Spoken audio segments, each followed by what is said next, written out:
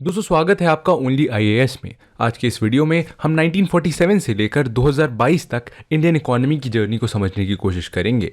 Indian economy की इस journey को मेनली 3 फेजेस में डिवाइड किया जा सकता है। पहला है 1947 से लेकर 1964 तक, जिसे नेहरूवियन एरा के नाम से भी जाना जाता है। नेक्स्ट है 1964 से लेकर 1990 और तीसरा है 1991 से लेकर 2022 तक। तो चलिए शुरू करते हैं आज का वीडियो और जानते हैं इस पूरी जर्नी को। सबसे पहले फेज़ 1 1947 टू 1964। दोस्तों जैसे कि आप जानते हैं कि 2000 साल के एक्सप्लॉयटेटिव कॉलोनियलिज्म ने भारत की इकोनॉमी के बैकबोन को बेहद ही वीक बना दिया था, जिसे रीबिल्ड करने के लिए पीएम नेहरू और बाकी लीडर्स ने मिक्स्ड इकोनॉमी मॉडल को चुना। दोस्तों मिक्स्ड इकोनॉमी का मतलब होता है ऐसी इकोनॉमी जहां प्राइवेट और पब्लिक सेक्टर दोनों को एग्जिस्ट करते हैं। इसे हम यूएस और यूएसएसआर के इकोनॉमिक मॉडल की मदद से समझ सकते हैं। यूएस इकोनॉमी एक फुली कैपिटलिस्ट इकोनॉमी है जहां प्राइवेट सेक्टर का बोलबाला है। वहीं यूएसएसआर की इकोनॉमी पब्लिक सेक्टर द्वारा डोमिनेटेड थी, जिसे सोशलिस्ट इकोनॉमी भी कहा जा सकता है। इनके ऑपोजिट इंडिया ने एक ऐसा इकोनॉमिक मॉडल चुना जहां पब्लिक और प्राइवेट दोनों सेक्टर्स को एग्जिस्ट करते हैं। इंडिपेंडेंस के तुरंत बाद अप्रैल 1948 में इंडिया का पहला इंडस्ट्रियल पॉलिसी रेजोल्यूशन इशू किया गया। इस पॉलिसी ने प्रोडक्शन को इंक्रीज करने और इसके इक्विटेबल डिस्ट्रीब्यूशन पर जोर दिया और साथ ही इंडस्ट्री के डेवलपमेंट की रिस्पॉन्सिबिलिटी स्टेट को सौंपी गई। आईपीआर मिक्स्ड इकोनॉमी की तरफ पहला कदम था जिसने भारत में पब्लिक और प्राइवेट सेक्टर के रोल को आउटलाइन किया। आईपीआर ने गवर्नमेंट और प्राइवेट पार्टीज के रोल के अकॉर्डिंग इंडस्ट्रीज को 4 ब्रॉड कैटेगरीज में डिवाइड किया, जिसके अंडर आर्म्स एंड एम्यूनिशन की मैन्युफैक्चरिंग, एटॉमिक एनर्जी, रेलवे और ट्रांसपोर्ट को रखा गया। नंबर 2 बेसिक इंडस्ट्रीज, जिसके under coal, iron and steel, ship building, aircraft manufacturing, telephone, telegraph, wireless और मिनरल ऑयल जैसी इंडस्ट्रीज को क्लासिफाई किया गया। ये इंडस्ट्रीज इकोनॉमी के डेवलपमेंट के लिए बहुत ही बेसिक थी और इन्हें सेंट्रल गवर्नमेंट के अंडर रखा गया, पर इन इंडस्ट्रीज में ऑपरेट कर रही एग्जिस्टिंग प्राइवेट कंपनीज को 10 ईयर्स के लिए ऑपरेशन कंटिन्यू करने की परमिशन दी गई और 10 सालों के बाद फेयर कॉम्पनसेशन के एक्सचेंज में गवर्नमेंट इन्हें टेक ओवर करने का प्लान कर रही थी, बट ये टेक ओवर कभी हुआ ही नहीं। इसके बाद आती है नंबर 3 रेगुलेटेड इंडस्ट्रीज। इस सेगमेंट में automobiles, heavy machinery, chemicals, fertilisers, sugar, paper, cotton, cement और वुलन टेक्सटाइल जैसी इंडस्ट्रीज को शामिल किया गया। ये इंडस्ट्रीज मासेस के लिए इंपॉर्टेंट थी और इसी कारण से गवर्नमेंट ऑफ इंडिया ने इन्हें अपने रेगुलेशन के अंडर रखा। इसके बाद 4th कैटेगरी में आती है प्राइवेट इंडस्ट्रीज, जिसे प्राइवेट प्लेयर्स और कोऑपरेटिव्स के लिए ओपन रखा गया। दोस्तों जैसा कि आप समझ पा रहे हैं, इस तरह से आईपीआर 1948 ने मिक्स्ड इकोनॉमी के लिए एक फाउंडेशन रखा जहां प्राइवेट और पब्लिक सेक्टर एंटरप्राइजेस को एग्जिस्ट कर इंडियन इकोनॉमी के ग्रोथ को एक्सेलरेट कर सकी। अब आइए बात करते हैं 5 ईयर प्लान्स की। दोस्तों इंडिया में प्लान्ड इकोनॉमिक डेवलपमेंट की शुरुआत 1951 से फर्स्ट 5 ईयर प्लान के रूप में हुई। अगर इकोनॉमिक प्लानिंग की बात करें तो इंडियन नेशनल कांग्रेस ने 1938 में नेशनल प्लानिंग कमेटी यानी एनपीसी की गठन सुभाष चंद्र बोस जी की प्रेसिडेंटशिप में की थी। लेकिन अगर 5 ईयर प्लान की हिस्ट्री की बात करें तो इसका ओरिजिन सबसे पहले यूएसएसआर में जोसेफ स्टालिन द्वारा लेट 1920s में स्टार्ट किया गया था, जिसे इंडिया ने इंडिपेंडेंस के बाद अडॉप्ट किया। 5 ईयर प्लान्स को एग्जीक्यूट करने के लिए जवाहरलाल नेहरू की कैबिनेट ने प्लानिंग रिसोर्सेज को 1950 में सेटअप किया। प्लानिंग कमीशन ही वो बॉडी थी जिसके ऊपर कंट्री के रिसोर्सेज की असेसमेंट की और उनके मोस्ट इफेक्टिव यूटिलाइजेशन की रिस्पॉन्सिबिलिटी थी। पहले 8 5 ईयर प्लान्स बेसिक और हैवी इंडस्ट्रीज की ग्रोथ पर ज़्यादा फोकस थे, लेकिन 1997 के 9th 5 ईयर प्लान से पब्लिक सेक्टर पर एम्फेसिस कम कर दिया गया। दोस्तों अब आइए 5 ईयर प्लान्स को एक एक करके समझते हैं। सबसे पहले first 5 year plan 1951 to 1956। First 5 year plan Harrod Domar model पर बेस था, जिसका main focus agricultural development, price stability, power और ट्रांसपोर्ट था और इसके लिए भाखरा डैम और हीराकुड डैम जैसे इरिगेशन प्रोजेक्ट्स लॉन्च किए गए। इस प्लान में टारगेट ग्रोथ 2.1% के अगेंस्ट इंडिया ने 3.6% की रजिस्टर की। फिर 1953 में नेशनलाइजेशन की फर्स्ट वेव आई, जिसमें टाटा ओन्ड एयर इंडिया के साथ कलिंगा एयरवेज का भी नेशनलाइजेशन किया गया। एलआईसी के नेशनलाइजेशन के बाद इंडियन स्टेट के कंट्रोल में ह्यूज रिसोर्सेज आ गए, जिसके मिसयूज का रिजल्ट था इंडिपेंडेंट इंडिया का one of the biggest financial scandal, the Mundra scandal, जिसे पब्लिक के सामने पीएम नेहरू के सन इन लॉ फिरोज गांधी ने एक्सपोज किया, जिसके बाद फाइनेंस मिनिस्टर टीटी कृष्णामाचारी को रिजाइन करना पड़ा। Second 5 year plan 1956 to 1961। दोस्तों सेकेंड 5 ईयर प्लान को महालनोबिस प्लान भी कहा जाता है और ये स्वदेशी या सेल्फ रिलायंस पर फोकस था। इकोनॉमिक इंडिपेंडेंस को स्ट्रेंथन करने के लिए गवर्नमेंट ने प्रोड्यूसर या कैपिटल गुड की मैन्युफैक्चरिंग के लिए बेसिक हैवी इंडस्ट्रीज पर ध्यान दिया। इसके साथ ही हाउस होल्ड सेक्टर, विलेज और कॉटेज इंडस्ट्रीज पर के प्रोडक्ट्स की जिम्मेदारी सौंपी गई।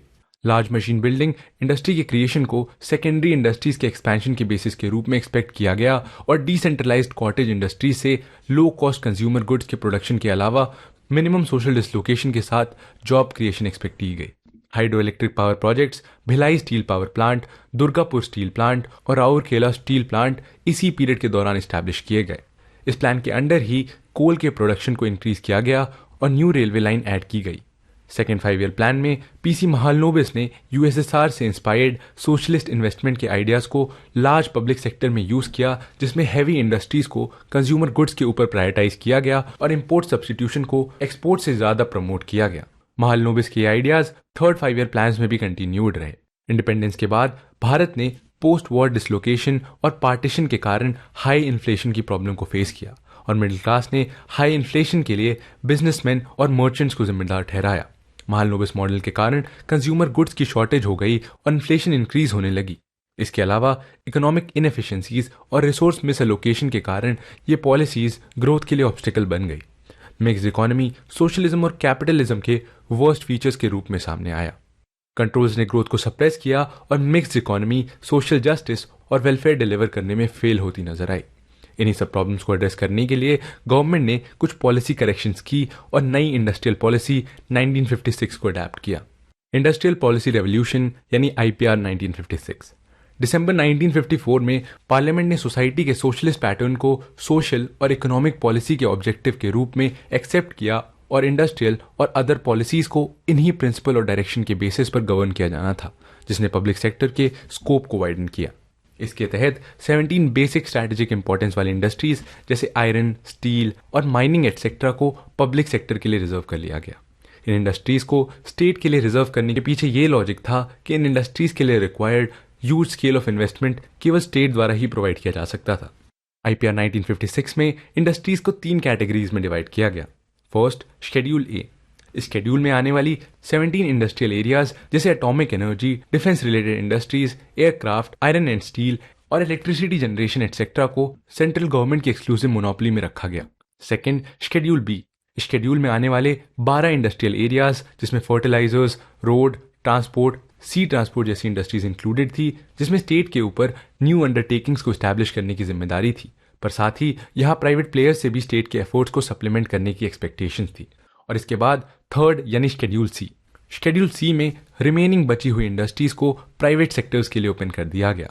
यहाँ प्राइवेट सेक्टर के लिए लिमिटेड स्कोप था, जिस कारण एंटरप्रेन्योरशिप और कंपटीशन को इनफ पुश नहीं मिल पाया और जो इंडस्ट्रीज प्राइवेट सेक्टर के लिए ओपन थी वहाँ स्ट्रिंजेंट रूल्स और लाइसेंस राज के कारण डेवलपमेंट क्रिपल हो गई। दोस्तों, जब तक सेकेंड आईपीआर यानी इंडस्ट्रियल पॉलिसी रेजोल्यूशन 1956 पूरी तरह अच्छे से फोर्स में आ पाती, तब तक थर्ड 5 ईयर प्लान बनकर तैयार हो गया था। थर्ड 5 ईयर प्लान 1961 से 1966 तक चला।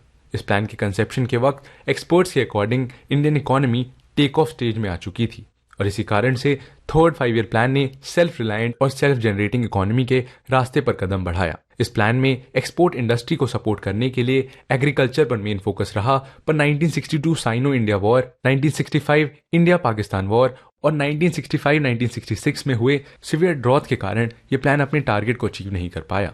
भारत सोवियत यूनियन के इकोनॉमिक मॉडल से इंप्रेस होकर हैवी इंडस्ट्रीज की तरफ अपना फोकस जारी रखा, जिसकी कीमत एग्रीकल्चर और लाइट कंज्यूमर इंडस्ट्रीज को चुकानी पड़ी। पहले 3 5 ईयर प्लान्स की स्ट्रैटेजी थी कि एक बार ग्रोथ प्रोसेस एस्टैब्लिश होने के बाद होने वाले इंस्टीट्यूशनल चेंजेस इसकी ग्रोथ के बेनिफिट्स को सोसाइटी के लोअर स्ट्रैटा तक ट्रिकल डाउन कर देंगे, बट इसके उलट इन 5 ईयर प्लान्स के दौरान ग्रोथ इतनी वीक हुई कि एडिक्वेट सरप्लस भी जनरेट नहीं हो पाया, जो ट्रिकल डाउन मैकेनिज्म के सक्सेस के लिए एक प्री रिक्विजिट था। पब्लिक सेक्टर की परफॉर्मेंस कैपिटल अक्यूमुलेशन को पेस अप नहीं कर पाई और ना ही इनइक्वालिटी को रिड्यूस कर पाई।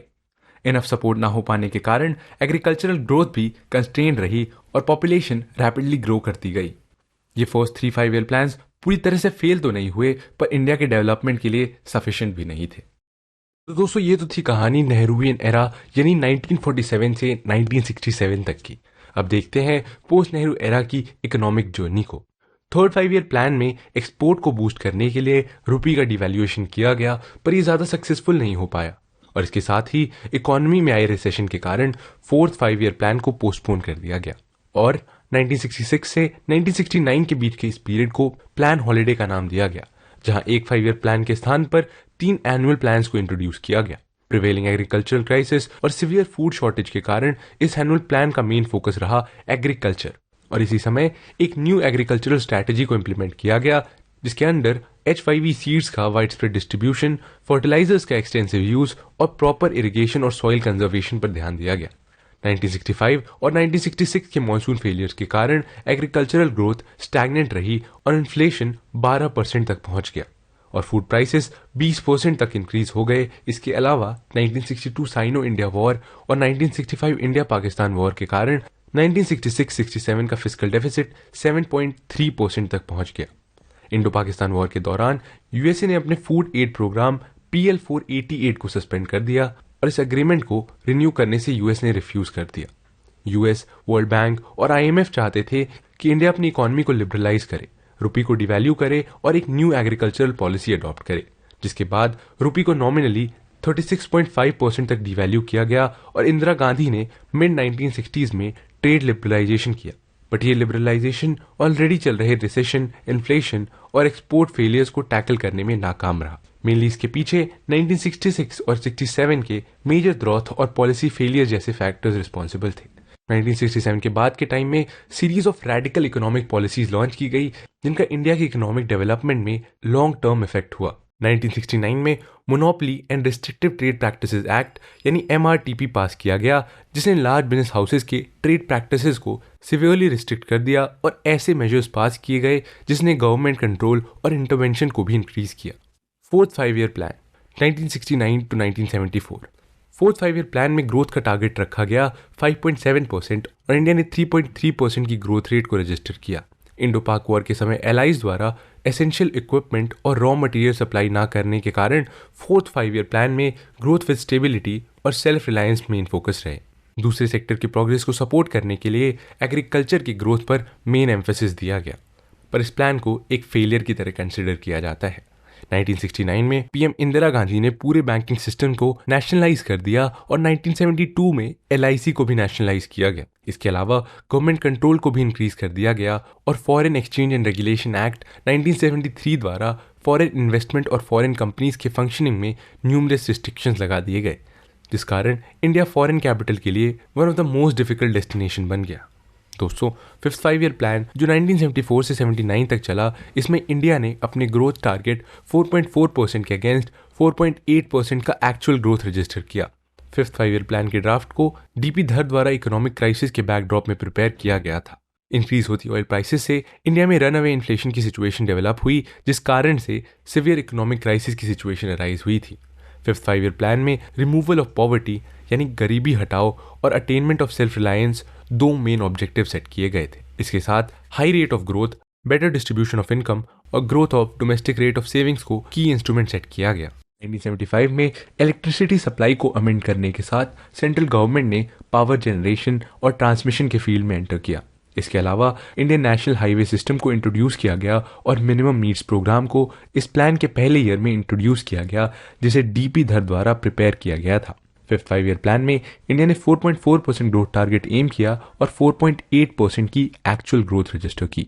रोलिंग प्लान्स 1978 में मोरारजी देसाई ने फिफ्थ 5 ईयर प्लान को रिजेक्ट कर सिक्स्थ 5 ईयर प्लान इंट्रोड्यूस किया, जिसमें एम्प्लॉयमेंट जनरेशन मेन फोकस था, जिसे फिर इंदिरा गांधी गवर्नमेंट द्वारा रिजेक्ट कर दिया गया। रोलिंग प्लान में 3 टाइप के प्लान्स प्रपोज किए गए थे। पहले प्लान में एनुअल बजट इंक्लूडेड था और सेकेंड प्लान को फिक्स नंबर ऑफ ईयर्स के लिए रखा गया, जिसे इंडियन इकोनॉमी के अकॉर्डिंग चेंज किया जाता रहा, और third plan long term vision के साथ क्यूरेट किया गया था। रोलिंग प्लान की फ्लेक्सिबिलिटी उसकी सबसे बड़ी एडवांटेज थी और उसने प्रीवियस सारे 5 ईयर प्लान्स की रिजिडिटी को ओवरकम किया, जिसमें प्रोजेक्शंस और एलोकेशंस इकोनॉमी की चेंजिंग नीड्स के हिसाब से एडजस्टेबल थे। लेकिन ये फ्लेक्सिबिलिटी ही इसकी सबसे बड़ी डिसएडवांटेज भी थी, क्योंकि टारगेट्स को हर साल रिवाइज किया जाता था। इनफ्रीक्वेंट रिविजन्स के कारण इकोनॉमी में स्टेबिलिटी की कमी आ गई और ये अल्टीमेटली एक कॉम्प्लेक्स प्लान बनकर रह गया। Six 5 year plan 1980 to 1985 target growth. Six 5 year plan economic liberalisation की तरफ पहला कदम था और इसे नेहरूवियन सोशलिज्म का एंड कंसिडर किया जाता है। नेशनल इनकम को इंक्रीज करना, टेक्नोलॉजी का मॉडर्नाइजेशन और कंटिन्यूअस डिक्रीज इन पॉवर्टी और अनएम्प्लॉयमेंट सिक्स 5 ईयर प्लान का मेन फोकस था। प्राइस कंट्रोल को एलिमिनेट किया गया और राशन शॉप्स को क्लोज कर दिया गया, जिसके कारण फूड प्राइसेस इंक्रीज हुई और कॉस्ट ऑफ लिविंग भी इंक्रीज हो गई। 1982 में शिवरमन कमेटी के रिकमेंडेशन पर national bank for agriculture and rural development यानी नाबार्ड को रूरल एरियाज के डेवलपमेंट के लिए इस्टेब्लिश किया गया और ओवर पॉपुलेशन को कंट्रोल करने के लिए फैमिली प्लानिंग इंट्रोड्यूस की गई। 6 5 ईयर प्लान से ही military 5 year plans planning commission के साथ कोटोमिनस की गई। आपको बता दें कि 6 5 ईयर प्लान में ग्रोथ का टारगेट 5.2% था और इंडिया ने 5.7% का ग्रोथ रजिस्टर किया और इस प्लान को सक्सेसफुल प्लान कंसिडर किया जाता है। The 7th 5 year plan 1985 to 1990 target growth 5%, actual growth 6%। 7th 5 year plan को पीएम राजीव गांधी द्वारा लीड किया गया और इस प्लान ने टेक्नोलॉजी अपग्रेड कर इंडस्ट्रीज की प्रोडक्टिविटी लेवल इंप्रूव करने पर स्ट्रेस दिया। इस प्लान का मेन फोकस इकोनॉमिक प्रोडक्टिविटी में ग्रोथ एस्टैब्लिश करना, फूड ग्रेन्स का प्रोडक्शन और सोशल जस्टिस के थ्रू एम्प्लॉयमेंट जनरेट करना था। सोशल जस्टिस, मॉडर्न टेक्नोलॉजी का use, agricultural development, anti poverty programmes, India को एक इंडिपेंडेंट इकोनॉमी के रूप में डेवलप करना एटसेट्रा 7th 5 ईयर प्लान के इंपॉर्टेंट थ्रस्ट एरियाज थे। इसके अलावा वर्ष 2000 तक सेल्फ सस्टेन्ड ग्रोथ अटेन करना भी इस प्लान का one of the main focus area रहा। 7th 5 ईयर प्लान का टारगेट 5% था और इंडिया ने 6.01% की ग्रोथ रजिस्टर की। Annual plans 1990 to 1992 economic instability के कारण इस पीरियड में कोई 5 ईयर प्लान नहीं बनाए गए और इसके स्थान पर एनुअल प्लान्स बनाए गए। सेंटर में हुई पॉलिटिकल अनसर्टेनिटी, बिगड़ते balance of payment, increasing debt burden, widening budget deficits, recession और इन्फ्लेशन जैसे इश्यूज के कारण 8th 5 ईयर प्लान को 2 ईयर्स के लिए पोस्टपोन कर दिया गया। 1991 के फॉरेन एक्सचेंज क्राइसिस के बाद पीएम पीवी नरसिम्हा राव और finance minister doctor Manmohan Singh की लीडरशिप के अंडर इकोनॉमिक रिफॉर्म्स लाए गए। आइए एक नज़र डालते हैं 1991 में आए लिबरलाइजेशन, प्राइवेटाइजेशन और ग्लोबलाइजेशन यानी एलपीजी रिफॉर्म्स के ऊपर।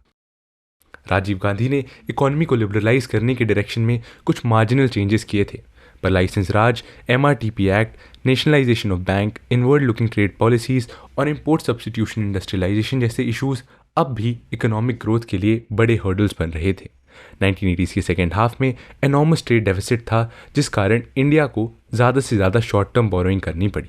अर्ली 1980s तक गवर्नमेंट ने वेरियस डेवलपमेंट प्रोग्राम्स को सपोर्ट करने के लिए सब्सटैंशियल बोरोइंग की, जिस कारण वीक मैक्रो इकोनॉमिक ग्रोथ होने के साथ साथ बैलेंस ऑफ पेमेंट में प्रेशर इंक्रीज हुआ। इतना ही नहीं, कुवैत इन्वेजन के कारण ऑयल प्राइसेस और इंडिया का इंपोर्ट बिल दोनों ही इंक्रीज हुआ और डिक्लाइनिंग एक्सपोर्ट ने इंडिया के फॉरेन एक्सचेंज के क्राइसिस को जन्म दिया और कमज़ोर पड़ती इकोनॉमी को बचाने के लिए गवर्नमेंट ऑफ इंडिया ने 67 ton gold Union Bank of Switzerland और बैंक ऑफ इंग्लैंड के पास कोलैटरल प्लेज कर $600 मिलियन रेज किए। जून 1991 में पीएम पीवी नरसिम्हा राव और finance minister doctor Manmohan Singh ने ऑपोजिशन के बावजूद एलपीजी रिफॉर्म्स इंट्रोड्यूस किए। इन रिफॉर्म्स का मेन मोटिव था इंडियन इकोनॉमी को ट्रेड, इन्वेस्टमेंट और टेक्नोलॉजी फ्लो के थ्रू ग्लोबल इकोनॉमी के साथ इंटीग्रेट करना और साथ ही साथ इंडियन एंटरप्रेन्योर्स के लिए बिजनेस फ्रेंडली एनवायरनमेंट क्रिएट करना। इंडस्ट्री का मॉडर्नाइजेशन 8th प्लान का एक मेजर हाईलाइट रहा। एलपीजी रिफॉर्म्स के कारण इंक्रीजिंग फॉरेन डेट और डेफिसिट कंट्रोल में आ गए। इसी बीच 1 जनवरी 1995 को इंडिया वर्ल्ड ट्रेड ऑर्गेनाइजेशन का मेंबर भी बना। आइए अब देखते हैं एलपीजी रिफॉर्म्स ने इकोनॉमी में क्या चेंजेस इंट्रोड्यूस किए। फिस्कल स्टेबलाइजेशन, सेंट्रल गवर्नमेंट के फिस्कल डेफिसिट का रिडक्शन इकोनॉमिक ग्रोथ के लिए एक सब्सटैंशियल प्री कंडीशन है और इसे इंश्योर करने के लिए एक्सपोर्ट सब्सिडीज़ को अबॉलिश किया गया, फर्टिलाइजर सब्सिडीज़ को पार्शली रीस्ट्रक्चर किया गया, साथ ही डेवलपमेंट एक्सपेंडिचर को भी रीस्ट्रक्चर किया गया। इसके अलावा लाइसेंस राज को एंड करने के लिए इंडस्ट्रियल लाइसेंसिंग एमआरटीपी एक्ट को अबॉलिश किया गया और बहुत सारी क्रिटिकल इंडस्ट्रीज़ को प्राइवेट प्लेयर्स के लिए ओपन किया गया और एमएसएमई सेक्टर के आइटम्स की डी लाइसेंसिंग की गई और कॉम्प्लेक्स इंपोर्ट कंट्रोल रिजीम को डिसमेंटल किया गया। New economic policy wide range of activities में फॉरेन इन्वेस्टमेंट के लिए हाईली सपोर्टिव थी। रुपये को फर्दर 24% तक डिवैल्यू किया गया और मार्च 1993 में इंडिया फिक्स एक्सचेंज रेट से मार्केट बेस्ड एक्सचेंज रेट या फ्लोटिंग एक्सचेंज रेट की तरफ शिफ्ट हो गया और रुपये को करंट अकाउंट में फुली कन्वर्टेबल बनाया गया, पर कैपिटल अकाउंट में रुपये पार्शली कन्वर्टेबल ही रहा। टैक्स रिफॉर्म्स लाते हुए maximum marginal rate of personal income को 56% से 40% तक रिड्यूस किया गया और कॉर्पोरेट टैक्स को 51.75% से 46% तक रिड्यूस किया गया। पीएसयूज में गवर्नमेंट ने 51% शेयर्स रिटेन करते हुए लिमिटेड डिसइन्वेस्टमेंट्स किए। बैंकिंग सेक्टर को प्राइवेट सेक्टर के लिए ओपन किया गया और several new banking licences distribute किए गए। ऑपोजिशन पार्टीज, कुछ एक्सपर्ट्स और बहुत से इंडस्ट्रियलिस्ट्स उस समय 1991 के रिफॉर्म के अगेंस्ट थे, पर इन रिफॉर्म्स के इम्पैक्ट क्विकली विजिबल होने लगे और 1995 तक इकोनॉमिक ग्रोथ के साथ साथ न्यू इंडस्ट्रीज भी ओपन अप होने लगी और इंडिया में स्टार प्लस जैसे एंटरटेनमेंट के न्यू ऑप्शंस भी ओपन हुए। इन सब के साथ भारत में Y2 के फेनोमेना के कारण विप्रो और इन्फोसिस जैसी सॉफ्टवेयर कंपनीज का भी उदय हुआ। टेक्नोलॉजिकल चेंज और कम्युनिकेशन रेवोल्यूशन से भारत में BPO सेक्टर की शुरुआत हुई और अमेरिकन एक्सप्रेस जैसी फॉरेन कंपनीज ने इंडिया में अपने BPO ऑफिसेज ओपन किए। मिड 90s में इंडियन इकोनॉमी काफ़ी स्ट्रांगली ग्रो कर रही थी, बट इसके साथ ही इंडियन पॉलिसी फ्रेमवर्क के लक्यूनस भी सामने आने लगे और इसका सबसे बड़ा कंसिक्वेंस था the famous Harshad Mehta scandal, जिसके बाद गवर्नमेंट ने शेयर मार्केट को एफिशिएंटली रेगुलेट करने के लिए securities and exchange board of India यानी सेबी को इस्टेब्लिश किया। इसके साथ दूसरे सेक्टर्स को रेगुलेट करने के लिए telecom regulatory authority of India यानी TRAI और कॉम्पिटिशन कमीशन ऑफ इंडिया जैसे इंस्टीट्यूशंस का जन्म हुआ। 9th 5-year plan 1997 to 2002, target growth 6.5%, actual growth 5.4%। इस प्लान को यूनाइटेड फ्रंट गवर्नमेंट के अंडर प्रिपेयर किया गया था और इसका मेन फोकस रहा growth with social justice and equality.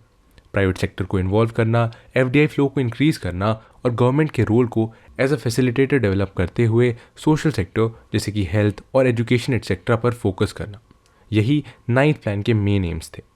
PM Atal Bihari Vajpayee की लीडरशिप के अंडर 9th प्लान में इकोनॉमी के अनएक्सप्लोर्ड पोटेंशियल और टैलेंट को यूज़ करने का ट्राई किया गया।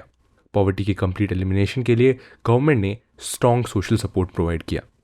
8th प्लान की सक्सेस ने ये प्रूव कर दिया था कि इंडिया फास्ट डेवलपमेंट की राह पर चलने के लिए रेडी है। 9th प्लान में पब्लिक और प्राइवेट दोनों ही सेक्टर्स ने इकोनॉमिक डेवलपमेंट इंश्योर करने के लिए जॉइंट एफर्ट्स लगाए। इसके अलावा रूरल और अर्बन दोनों ही एरियाज़ में जनरल पब्लिक और गवर्नमेंट एजेंसीज़ ने भी इकोनॉमिक डेवलपमेंट में अपना कंट्रीब्यूशन दिया। एडिक्वेट रिसोर्सेज के साथ टारगेट को स्टिपुलेटेड टाइम के अंदर पूरा करने के लिए स्पेशल एक्शन प्लान्स यानी SAPs डेवलप किए गए। SAPs के under agriculture, social infrastructure, information technology और वाटर पॉलिसी जैसे सेक्टर्स को कवर किया गया। दोस्तों आपको बता दें कि 9th 5-year प्लान में 8,59,200 करोड़ का टोटल पब्लिक सेक्टर आउटले रखा गया। 9th प्लान ने रैपिड इकोनॉमिक ग्रोथ के साथ देश के निवासियों की क्वालिटी ऑफ लाइफ पर भी ध्यान दिया। सोशल जस्टिस और इक्वालिटी इस प्लान के प्राइम फोकस रहे।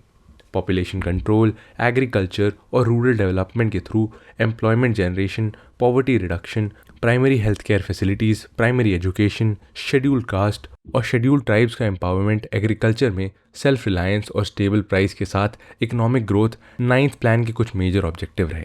9th प्लान ने 6.5% का टारगेट ग्रोथ रखा था, जिसके अगेंस्ट इस पीरियड में इंडिया ने 5.4% का ही एक्चुअल ग्रोथ रजिस्टर किया।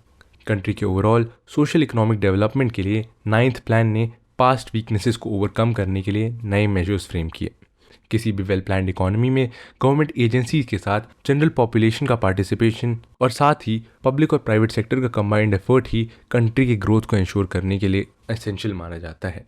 आपको बता दें कि 1998 में ही इंडिया ने पोखरन में अपना दूसरा न्यूक्लियर टेस्ट सक्सेसफुली कंडक्ट किया था और इसके एक साल बाद ही 1999 में इंडिया ने कारगिल वॉर को फेस किया। PM अटल बिहारी वाजपेयी के अंडर इंडिया ने वर्ल्ड क्लास इंफ्रास्ट्रक्चर के लिए एस्पायर करना स्टार्ट किया, जिसके तहत गोल्डन क्वाड्रिलैटरल, मेट्रो और एयरपोर्ट कंस्ट्रक्शन स्टार्ट हुए और इसके साथ मोबाइल फ़ोन्स और इंटरनेट का भी एक्सपेंशन किया गया, जिसका आने वाले डेकेड में ह्यूज इम्पैक्ट रहा।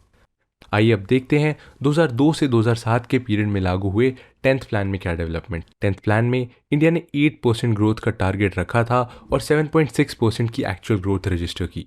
इस वक्त तक पॉलिसी फॉर्मुलेटर्स ने इस बात को रिकग्नाइज कर लिया था कि इकोनॉमिक ग्रोथ नेशनल ग्रोथ का ओनली ऑब्जेक्टिव नहीं हो सकता और इसी कारण से इस प्लान में परसेंटेज ग्रोथ के अलावा कुछ की इंडिकेटर्स के लिए मॉनिटरेबल टारगेट सेट किए गए, जैसे कि लिटरेसी रेट में जेंडर का गैप रिडक्शन, इन्फेंट और मैटरनल मॉर्टेलिटी रेट में रिडक्शन, लिटरेसी में इंप्रूवमेंट, पोर्टेबल ड्रिंकिंग वाटर का एक्सेस और इसके साथ ही एग्रीकल्चर को इकोनॉमी का प्राइम मूविंग फोर्स डिक्लेयर किया गया और गवर्नेंस को डेवलपमेंट का एक इम्पॉर्टेंट फैक्टर कंसिडर किया गया।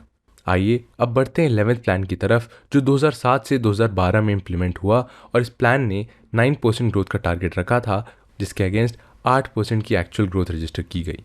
11th 5-year प्लान का एम रखा गया towards faster and more inclusive growth. 10th plan के एंड में इंडिया वर्ल्ड में one of the fastest growing economy बन चुका था। इंडस्ट्रियल सेक्टर में कॉम्पिटिटिवनेस इंक्रीज हो रही थी और फॉरेन इन्वेस्टर्स अब इंडिया में इन्वेस्ट करने में इंटरेस्ट शो कर रहे थे। इसके साथ ही सेविंग्स और इन्वेस्टमेंट रेट्स भी इंक्रीज हो रही थी। लेकिन समाज के कुछ सेक्शंस, खास तौर पर एससीज, एसटीज और माइनॉरिटीज़ अब भी पॉवर्टी, मैलन्यूट्रिशन, मोर्टेलिटी और अनएम्प्लॉयमेंट के जाल में फंसे हुए थे।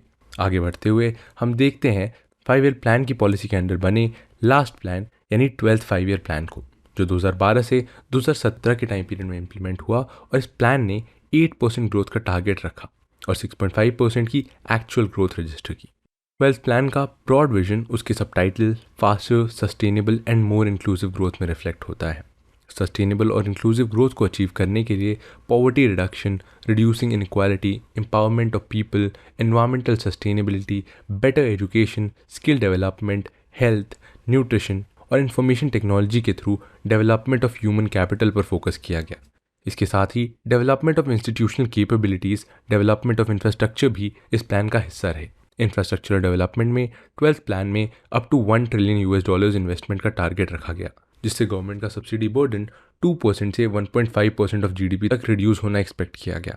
इसके अलावा नॉन एग्रीकल्चरल सेक्टर में 50 million new job creation, school enrolment में जेंडर और सोशल गैप का रिमूवल, 0 to 3 ईयर्स के बच्चों में मैल न्यूट्रिशन का रिडक्शन, विलेजेस में इलेक्ट्रिसिटी इंस्टॉलेशन, 50% रूरल पॉपुलेशन को ड्रिंकिंग वाटर प्रोवाइड कराना, हर साल 1 मिलियन से ग्रीन कवरेज को इंक्रीज करना और 90% हाउस होल्ड को बैंकिंग सर्विसेज का एक्सेस देना 12th 5 ईयर प्लान के इंपॉर्टेंट ऑब्जेक्टिव रहे।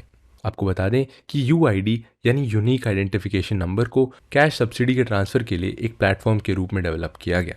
जैसा हमने आपको पहले ही बताया कि 12th 5 year plan 5 year plan की सीरीज़ में आखिरी प्लान था और प्लानिंग कमीशन के लास्ट डिप्टी चेयरमैन थे मोंटेक सिंह आलूवालिया। यूएसएसआर की सोशलिस्ट रिजीम से इंस्पायर्ड प्लानिंग कमीशन करीब 6 डेकेड्स तक कंट्रोल और कमांड अप्रोच के साथ इंडिया के ग्रोथ व्हीकल को ड्राइव कर रहा था, जिसके बाद 1 जनवरी 2015 को नीति आयोग ने प्लानिंग कमीशन को रिप्लेस किया।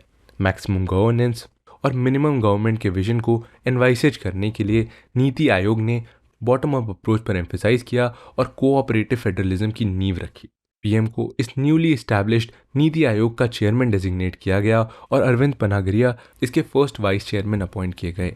इसके अलावा सभी स्टेट्स के चीफ मिनिस्टर्स इसकी गवर्निंग काउंसिल के मेंबर्स अपॉइंट। आपको बता दें कि नीति आयोग के 2 हब्स हैं, एक टीम इंडिया हब और दूसरा नॉलेज एंड इनोवेशन हब, जो नीति आयोग के थिंक टैंक के रूप में फंक्शन करता है। 15 year road map, 7 year vision strategy and action plan, Amrut, digital India, Atal innovation mission, medical education reforms, agricultural reforms etcetera NITI Aayog के मेजर इनिशिएटिव्स रहे। इंडिया एक डाइवर्सिफाइड कंट्री है और सभी स्टेट्स के इकोनॉमिक कंडीशंस, उनकी स्ट्रेंथ और वीकनेस डिफरेंट होती है और इस कारण से इंडिया को आज की ग्लोबल इकोनॉमी में कॉम्पिटिटिव बने रहने के लिए one size fits for all के अप्रोच को पीछे छोड़कर आगे बढ़ने के लिए इनोवेटिव स्टेप्स लेने की ज़रूरत थी। नीति आयोग के अलावा इंडिया ने और भी इंपॉर्टेंट स्टेप्स लिए, जैसे insolvency and bankruptcy code November 2016। 2008 financial crisis के बाद बैंक्स ने इजी लोन्स प्रोवाइड किए, पर इस प्रोसेस में रिसोर्सेज का मिस एलोकेशन हुआ और 2012-13 आते आते बैंक्स में नॉन परफॉर्मिंग एसेट्स यानी एनपीएस इंक्रीज होने लगे और 2013 में इंडिया फ्रेजाइल 5 इकोनॉमीज़ की लिस्ट में शामिल हो गया। इंडिया के स्कैटर्ड और डाइवर्जेंट बैंक्रप्सी लॉ को हार्मोनाइज करने के लिए आईबीसी कोड को इनैक्ट किया गया। आईबीसी का इनैक्टमेंट बैंक के piled up non performing assets और प्रोटेक्टेड रेजोल्यूशन को रिड्यूस करने की डायरेक्शन में एक इंपॉर्टेंट स्टेप था। इसके अलावा उर्जित पटेल कमीशन के रिकमेंडेशन पर 2016 में मॉनेटरी पॉलिसी कमेटी को इस्टेब्लिश किया गया, जिसका मेन ऑब्जेक्टिव था रीजनेबल प्राइस स्टेबिलिटी प्रोवाइड करना, एक्सचेंज रेट स्टेबिलिटी इंश्योर करना, बिजनेस साइकिल को स्टेबलाइज करना और fast economic growth rate achieve करना। 2017 में इनडायरेक्ट टैक्सेस को यूनिफाई और सिंक्रनाइज करने के लिए goods and services tax introduce किया गया, जिसने कंट्री में एक कॉमन और यूनिफाइड मार्केट क्रिएट किया। पॉवर्टी को डायरेक्टली एड्रेस करने के लिए जन धन योजना, स्वच्छ भारत अभियान, उज्ज्वला स्कीम, हर घर जल जैसी स्कीम्स भी लागू की गई। फिस्कल बर्डन रिड्यूस करने और प्राइवेट प्लेयर्स के ज़्यादा से ज़्यादा इन्वॉल्वमेंट के लिए गवर्नमेंट ने department of investment and public asset management के अंडर डिसइन्वेस्टमेंट स्टार्ट किया।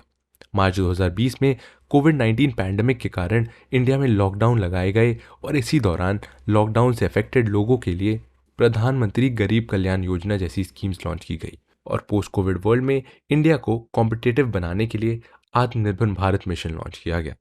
तो जैसा कि हमने देखा कि 1947 में आज़ादी के बाद से इंडिया की इकोनॉमिक जर्नी बहुत से उतार चढ़ावों से भरी रही। एक क्लोज सोशलिस्ट इकोनॉमी होने से लेकर एलपीजी रिफॉर्म्स और आज की डेट तक इंडिया ने इकोनॉमिक फेलियर्स और हाई ग्रोथ एरा दोनों एक्सपीरियंस किए हैं। करीब 3 ट्रिलियन यूएस डॉलर्स के साथ भारत आज अपने फॉर्मर कॉलोनाइजर यूके को पीछे छोड़ वर्ल्ड की 5th लार्जेस्ट इकोनॉमी के रूप में खड़ा है। और London based consultancy centre for economic and business research यानी सीईबीआर की रिपोर्ट के अकॉर्डिंग 2035 तक 10 ट्रिलियन यूएस डॉलर्स के साथ इंडिया वर्ल्ड की 3rd लार्जेस्ट इकोनॉमी बन जाएगा।